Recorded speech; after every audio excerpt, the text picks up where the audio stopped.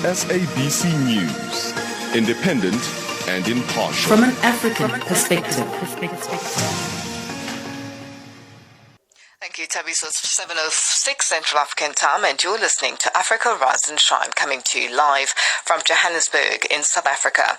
Our funeral arrangements of Zambia's first president and founding father, Dr. Kenneth Kaunda, have started shaping up.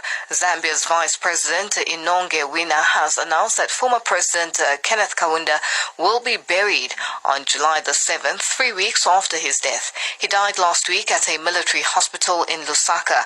He was 97 years old. Our correspondent Arthur Davis Sukopo has more from Lusaka. As the country mourns its founding father, Kenneth Kaunda, who died last Thursday, preparations are now being made by the family and the state on how best people can mourn him.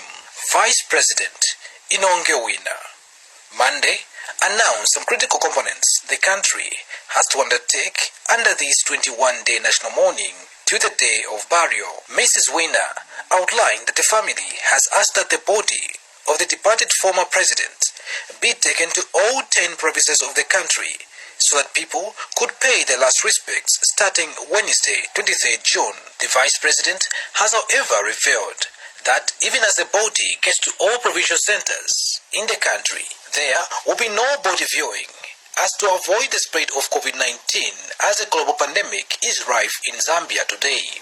I would like to state that there shall be no physical body viewing. However, the entire procession, including the church service, will be carried live on television. But stakeholders have reacted with mixed feelings to these pronouncements. Spoke Mulemwa is Zambia DNA spokesperson. KK embraced every Zambian in every part of the country. If the family feel that it should be taken around for the people to view his body for the last time, let the people say farewell to the founding father of the nation. There is no problem with it. And Harry Kalaba, leader of Opposition Democratic Party, cautions that the act to ferry the body to all parts of the country is a health risk. It would not be wise because firstly, the public would not even be able to see Dr. Kaunda's remains. Therefore, it defeats the whole logic. Secondly, the government has been in the forefront of encouraging the public to ensure that super spreader events are discouraged.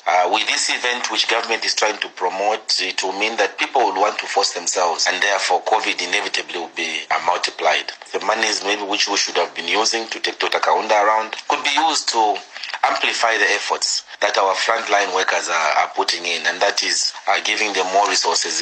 Development expert Lewis Mwape also raises these concerns. So in a politically charged environment, people might take everything as a campaign strategy, and it's good that it has been very clear that the Kaunda family are the ones that have proposed, but I think it would have been better if a very elaborate virtuous history so that the death of the first president is not also turned into a super spreader of. But Zambia's Vice President Inonge Wina has affirmed that all will be done under strict COVID-19 protocol adherence.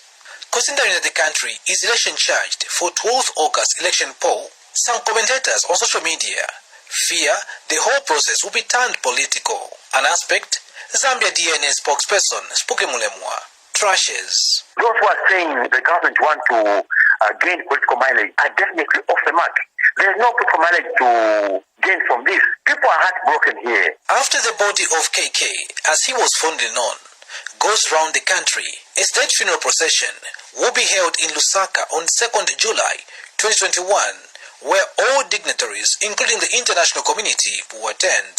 Dr. Kaunda will on 7th July 2021 be buried at Embassy Park, the presidential burial site, where 3 presidents, Frederick Chiluba, the 2nd president of Zambia, Levi Mwanawasa, the 3rd, and the 5th Michael Sata lay. Guidance in accordance with health guidelines of COVID-19 has been offered. The government will ensure the strictest adherence to COVID-19 guidelines by firmly restricting participation to the state funeral to heads of state to be accompanied by one official. The ceremony will be short, yet befitting, to enable them arrive in time and depart immediately after the ceremony.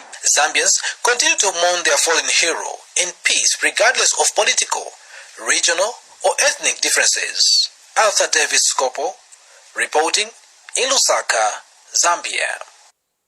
South Africa's former Public Enterprises Minister Malusi Gigaba is back at the State Capture Commission.